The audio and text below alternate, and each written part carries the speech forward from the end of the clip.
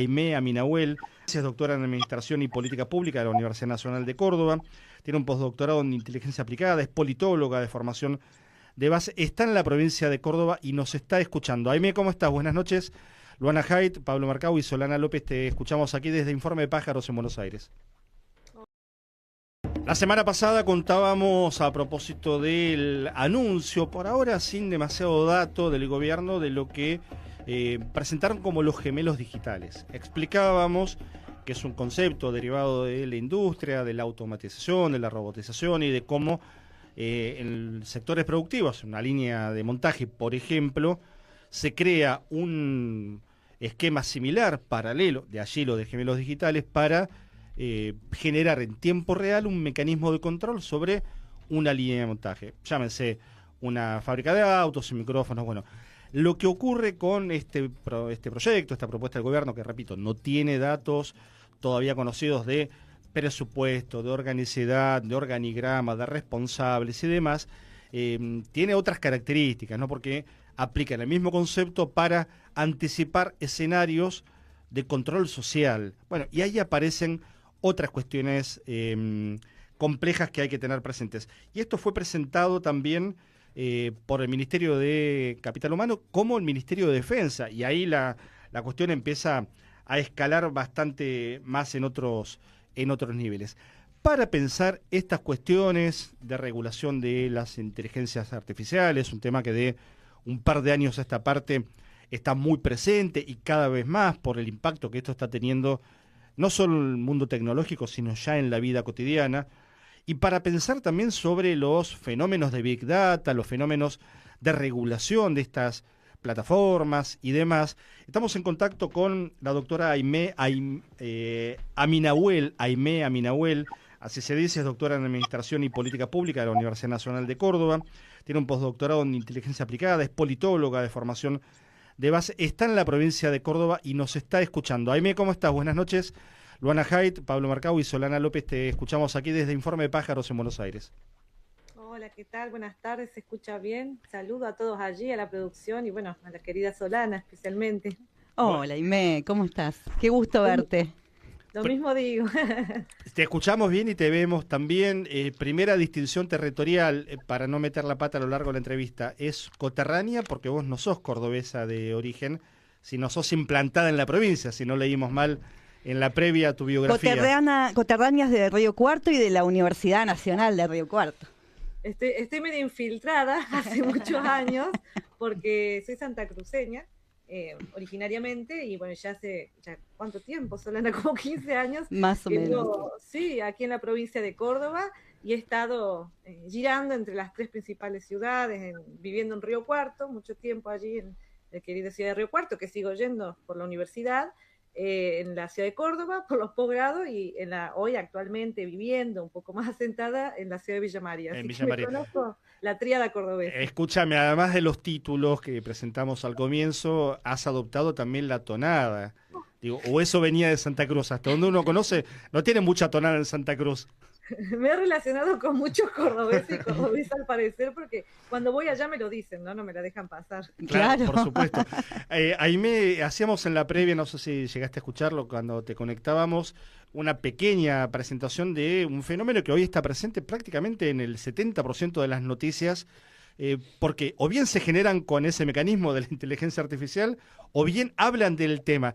Y vos hace tiempo venís laburando con eso académicamente, y está bueno que nos des una primera mirada sobre qué estás viendo hoy, y hasta te diría qué cambió desde cuando empezaste a investigar esto hace algunos años hasta este momento. Hoy una gran pregunta. Bueno, la verdad que sí, que es un campo de estudio que está en permanente actualización. Yo siempre digo que hacer un estado del arte o poder construir el estadio del conocimiento en la actualidad se hace muy dificultoso, porque principalmente por la producción bastante intensa de los últimos, yo diría, 4 años aproximadamente, con la masificación de la inteligencia artificial generativa, que es la que trabaja con lenguaje natural, y por lo tanto esa fue la que trajo consigo numerosa cantidad de reflexiones en distintos campos, ¿no? Entonces el campo cambió y mutó mucho. Yo diría que en los últimos 10 años es absolutamente enorme la producción académica. Sin embargo, aquí en América Latina yo siempre menciono, al menos desde las perspectivas, ¿no? Aquí sí puedo hablar tal vez de un sesgo disciplinar y de un sesgo de perspectiva, desde una mirada tal vez de la economía política, desde una perspectiva crítica de estos procesos. Bueno, tenemos, claro, referentes históricos, yo cito siempre a Flavia Costa, Martín Becerra, que vienen del campo de la economía política de la comunicación, que vienen produciendo en los últimos años, pero claro, ¿qué es lo que sucede? Yo creo que respecto específicamente a lo que es regulaciones, soberanía digital, viene un poco la academia discutiendo lo que está aconteciendo en Europa, porque allí en Europa las regulaciones y las discusiones están, yo diría que, entre comillas, adelantado. Después podemos discutir qué tan adelantado, en qué términos, tal vez en términos de protección de derechos personalísimos, pero aquí en América Latina la discusión está bastante atravesada por lo que vienen fallando los tribunales, ¿no? Entonces, por un lado distingo de esa manera el campo, un campo que es muy dinámico, que tiene mucha producción, pero no tanta producción empírica. Y yo creo que allí es donde me quería detener, que en Europa sí han avanzado en discusiones de carácter más empírico, los efectos de la IA, hay una enorme cantidad de producción respecto a los efectos de la IA, y pareciera que aquí en América Latina la discusión, no inocentemente, está bastante soslayada o bastante orientada y como una especie de discurso civilizatorio, digo yo, que aconteció respecto a la IA de, bueno, si no te unís, si no formas parte de esto, no estás innovándote, y no hemos tenido el tiempo, me parece, en el campo académico, en el campo profesional, de por allí parar la pelota y ponernos a reflexionar sobre los efectos de la IA en América Latina y particularmente en relación, que es lo que a mí siempre me ha interesado, a los derechos, ¿no? Desde una perspectiva de derechos. Yo creo que ahí hay una clave del campo que todavía tiene mucho para indagar y para ver cómo, por ejemplo, voy a dar un ejemplo concreto para que se entienda, cómo han fallado los tribunales superiores en América Latina en relación a las Big Tech. ¿Cómo han sido esos fallos en los últimos 10 años? Y ahí sí vemos una enorme orientación, tal vez a la protección del interés comercial antes que a la protección de los derechos digitales. Allí sí hay una tendencia en América Latina. Ahí también, ahí le paso a las compañeras, Aimé, pero ahí déjame preguntarte esto breve. Hay una tendencia a banalizar la cuestión por un lado y también por otra parte a decir, bueno, la verdad que no se puede regular porque esto va muy rápido, es muy dinámico, entonces dejemos hacer y finalmente nadie va a estar en contra de la tecnología porque nos viene a ayudar y demás. Un discurso muy condescendiente que por supuesto oculta cuestiones estructurales, vos estás mencionando algunas, creo que mencionaste todas, digo, podríamos abundar en muchas de ellas, pero oculta el foco del conflicto, ¿no? También este tipo de posturas que son las que hoy por lo menos están imperando, al menos en el gobierno argentino y en el establishment argentino. Totalmente, es la postura predominante. Algo que no se discute, por ejemplo, es que los tribunales superiores en Argentina, en América Latina, han optado una perspectiva, yo digo, muy relacionada a lo que Organización Mundial del Comercio cree sobre estas organizaciones. Entonces, o sea, a nivel conceptual, nuestros tribunales están bastante colonizados por el paradigma de la OMC. Eso claro. Es como un primer argumento, resultado de las investigaciones del último periodo. Y después, en términos de funcionamiento del sistema, claro, pareciera que este sistema funciona de manera automática y que no se debiera regular porque pareciera, digo, hay un retroceso en la batalla, yo digo, cultural o en la batalla también incluso de las academias de poder explicarnos, porque hay un retroceso en torno a la noción de regulación, porque pareciera que no están regulados, pero en realidad sí están regulados, están autorregulados por intereses mercantiles, ¿no? Eso hay que decirlo, que son intereses privados. Claro, que eso parece lo que en realidad se intenta ocultar, y pensaba también que, por otro lado, naturalizar, que es algo que ya está, que es algo que está al alcance de todo el mundo y que nadie lo problematice, porque si se empezase a discutir en esta otra línea que vos planteabas, ahí, bueno, cualquier persona empieza a problematizar su uso, ¿no? Totalmente, totalmente. Mira, yo digo que el primer momento en este raconto, tal vez histórico del campo que va muy de la mano de lo que pasa a nivel empírico, ¿no?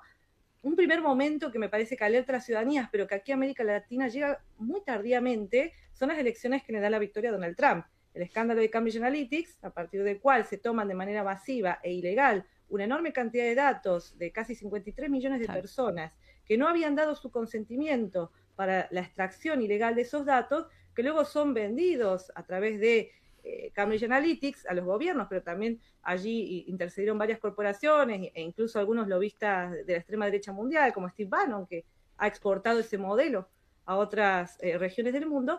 Digo, allí hubo un primer momento de alerta, ¿no? Donde evidentemente este sistema estaba funcionando, mercantilizando el tiempo libre, ok.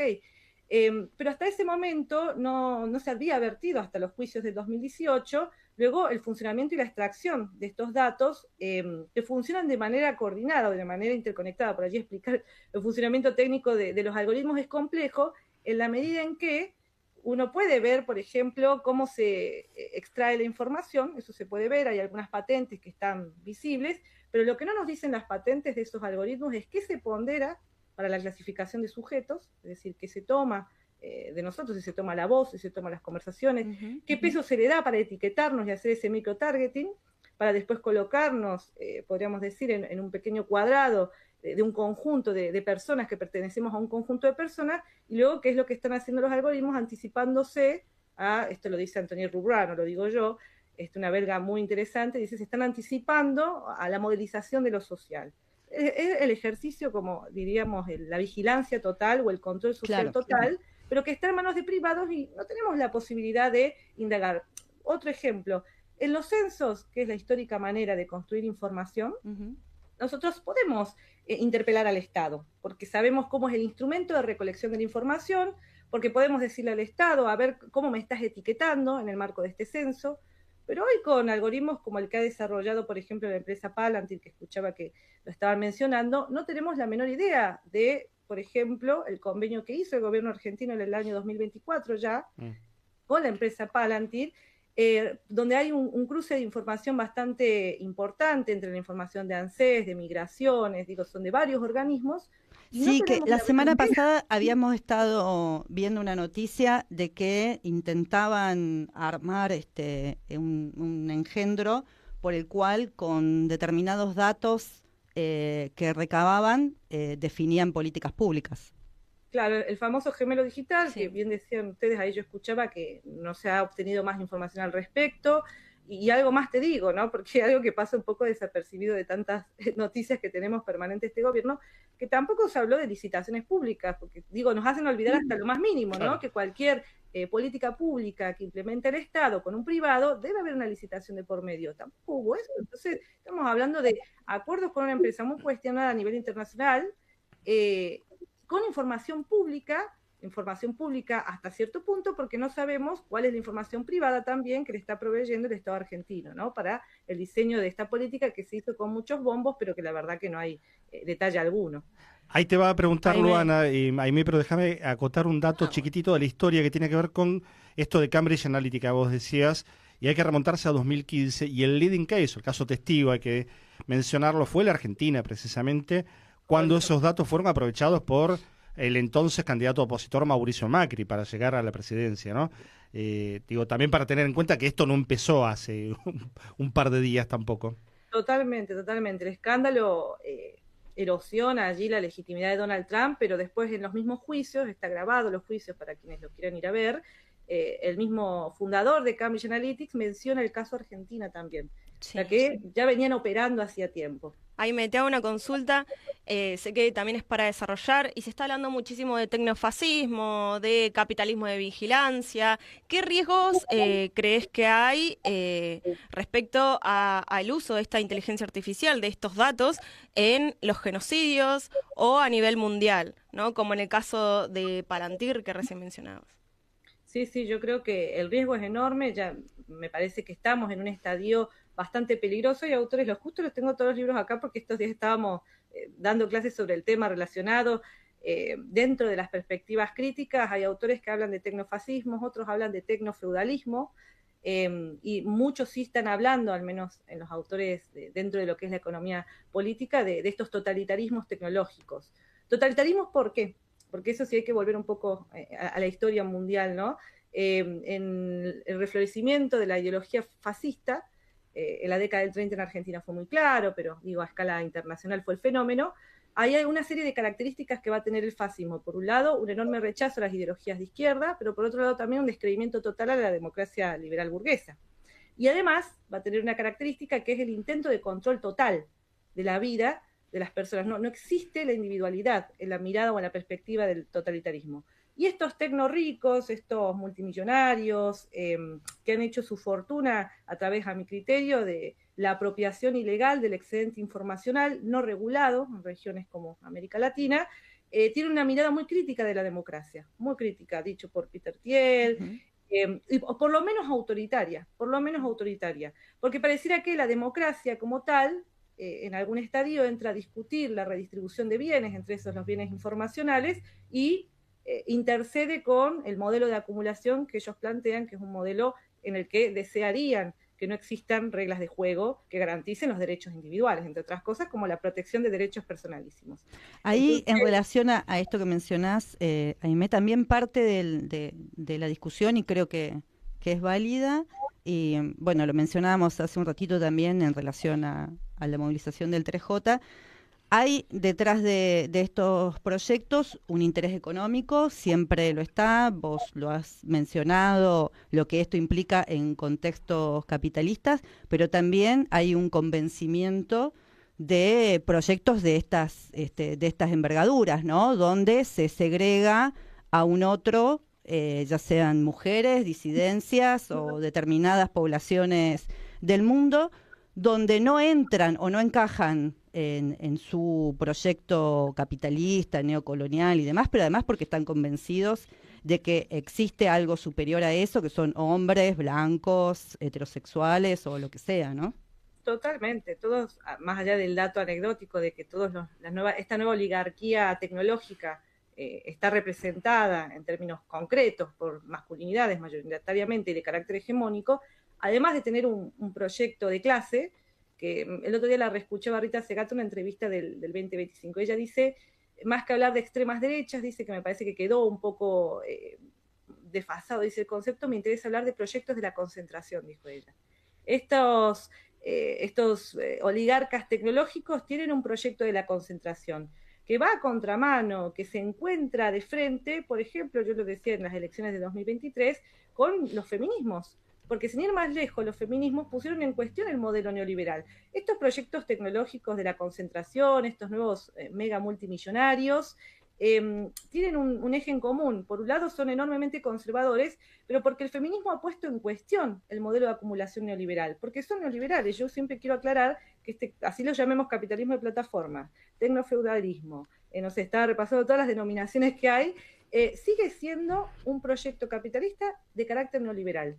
Porque si uno presta atención a estas enormes Big Tech, exceptuando Palantir, que fue financiada por la CIA en sus inicios, la gran mayoría, incluido Mercado Libre, fueron financiados por bancos en sus inicios. Casi todos fueron financiados por grandes grupos financieros, con lo cual son otros espacios de acumulación del capital, pero que tienen estas características, a mi criterio, fascistas, totalitarias, y de desprecio total a las democracias y, bien lo dijiste vos, Solana, a las disidencias, y a cualquier proyecto, yo sigo insistiendo, alternativo que cuestione su modelo de acumulación, su modelo de concentración. Aimé, una consulta más. Y respecto a la regulación estatal, ¿qué aspectos crees que son necesarios regular de forma urgente acá en América Latina? Venimos trabajando hace un montón y eso me ha valido unos tintes de autoritario, porque resulta que en América Latina, así inició mi línea de investigación, a mí me interesaba ver los flagelos que generaban en las redes sociodigitales. Entonces, en aquel momento, yo cuestionaba, por ejemplo, la circulación excesiva de discursos de odio, y que el algoritmo de muchas de las plataformas no permitía, por ejemplo, entre otras cosas, aunque vos denuncies, denunciar discursos de odio en términos políticos. No lo permitía, es un algoritmo bastante opaco en ese sentido. Bueno, entonces lo primero que veníamos investigando, porque lo veníamos viendo en Brasil, donde la cosa está un poco bastante más avanzada por el Tribunal Superior, veníamos viendo que esos flagelos que acontecen como la desinformación en procesos electorales, en Europa sí está regulado, en cambio aquí no. Entonces, por ejemplo, se dio el caso de que en la red social X se difundieron, y en WhatsApp también, informaciones falsas en el periodo electoral contra Dilma Rousseff, y eso está hasta hoy discutiéndose en el Tribunal Supremo de Brasil. Otro caso que para mí también urge la discusión fue Cristina Fernández de Kirchner contra Google. Sí. Que cuando estábamos también en proceso electoral se escribía la palabra Cristina Fernández de Kirchner y el algoritmo completaba el de búsqueda, creo que era la más chorra del país, una cosa así medio chabacana, Pero el punto era que, bueno, se inició luego, cuando Cristina ya no estuvo más en la función pública, inició el juicio a Google. Claro. Resulta que se llega a instancias del Tribunal Supremo. Y Google argumenta que, bueno, secreto comercial, no quiero transparentar el algoritmo.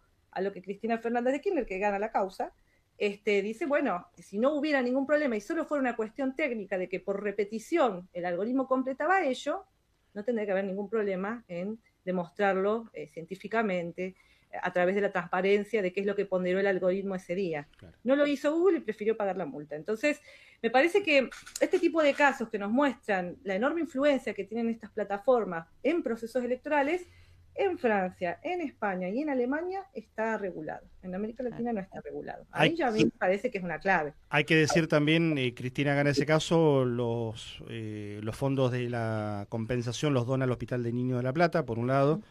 Y por otro lado, esto también hay que inscribirlo en lo que vos decías al principio. Son casos individuales vinculados a los derechos personalísimos, pero todavía no constituye un corpus jurídico que defienda el interés colectivo, por un lado. La pregunta acá sobre este punto particular es, el Papa León XIV acaba de sacar hace un par de semanas la encíclica Magnificat Humanitas, donde, entre otras cuestiones, aborda estos temas.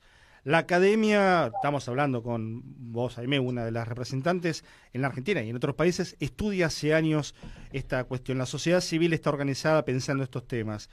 Y la política me refiero, y hablemos de la Argentina puntualmente, el Parlamento, proyectos, la agenda de la política, ¿cómo le pone los octógonos de advertencia, para hacer una analogía con la ley de etiquetado frontal, a esta cuestión, para que sepamos qué es lo que estamos consumiendo, que ya está más que demostrado, nos está envenenando la vida, ¿no? Como los alimentos ultraprocesados. Mira, yo lo que vengo viendo del último periodo, en realidad lo más avanzado, tal vez, por un lado en lo supranacional UNESCO tiene desde el año 2020, y te diría que antes, pero 2020 con más regularidad, algunos posicionamientos que intenta de cierta manera sugerirle a los estados políticas de carácter multinivel e interactoral. O sea, que participen en todos los niveles del Estado, pero también actores públicos y privados. UNESCO va por la perspectiva de la corregulación. Claro. Esa es la mirada de UNESCO. Yo he sido un poco crítica, por allí de la perspectiva, ellos le llaman de la gobernanza digital. En la línea de los ODS de Naciones Unidas, ¿no? Objetivo de Desarrollo Sostenible, claro. Es demasiado, para los tecnoricos es demasiado. Sí, es un montón. Ni esa se bancan los tipos, claro. Eso ya es suficiente. Acostumbrados a la impunidad. Claro. Y aquí en Argentina, el último proyecto que yo vi, el otro día veía que uno de los diputados, Juan Grabois, lo presentaba, era Educación Digital Integral, que tiene una mirada y que es la tendencia en Argentina, más no así en Brasil. En Brasil hay un proyecto que es el 2630, que se sigue discutiendo, de regulación de plataformas, pero aquí en Argentina la discusión está más orientada tal vez a la promoción o a la protección en términos educativos, que es una de las miradas de UNESCO, sí, al estilo educación sexual integral, educación digital integral para todas las escuelas, para los estudiantes de nivel primario y secundario, y también se ha intentado en algunas escuelas, está la iniciativa que han presentado la legislatura de Buenos Aires sobre la regulación del uso de celular, principalmente por la problemática de las apuestas. Eso es lo que está en danza hoy en Argentina. No hay un avance mayor, estamos bastante más atrasados que otros países de la región en la discusión, y creo que tiene que ver, por supuesto, siempre las normativas, los posicionamientos estatales están muy relacionados al contexto sociopolítico, ¿no? Estamos en un contexto donde parecía que la palabra regulación es mala palabra. Es una cosa que ha sido realmente de derrota, digamos, del campo popular, me parece. Aimé, la verdad que es súper interesante, nos quedamos con muchas ganas de preguntarte, no queremos sacarte tampoco más tiempo. Te vamos a convocar seguramente en algún momento a repensar estos temas, a seguir aportando, desde ya abiertos también a lo que nos quieras comunicar para difundir y para ayudar a que ese puente que ustedes comunican bien desde la academia hace muchos años, digo, la academia se ha dado también a sí misma la tarea de la divulgación y está bueno, y hoy es más necesario que nunca, no solamente por las condiciones que están atravesando en términos de salarios, la universidad, lo venimos reflejando casi todas las semanas, sino también de contarnos para que entendamos estos fenómenos que nos atraviesan tan compleja y tan arteramente la vida, y que lo has explicado acá de una manera muy didáctica, que por supuesto agradecemos. No, muchas gracias a ustedes, gracias por el espacio y también sí, claro, estamos allí en la universidad en un proceso de lucha. Yo además de ser docente investigadora, soy delegada de mi sindicato, entonces bueno, la verdad que estamos en un contexto muy complejo, pero seguimos trabajando y tratamos de seguir incluso promoviendo los debates porque un rol que tiene la universidad, como también lo tiene el periodismo, es la formación de opinión pública. Claro. Así es. Ahora, Sí, vos te las buscas todas también, ¿eh? Te peleas con la plataforma, sos delegada sindical. Sí, ya todos los números. Deja pasar alguna también. Bueno, Bueno, les agradezco. te mandamos un saludo grande y gracias por este rato de charla. Abrazo inmenso. Luego nos vemos a todos. Chao.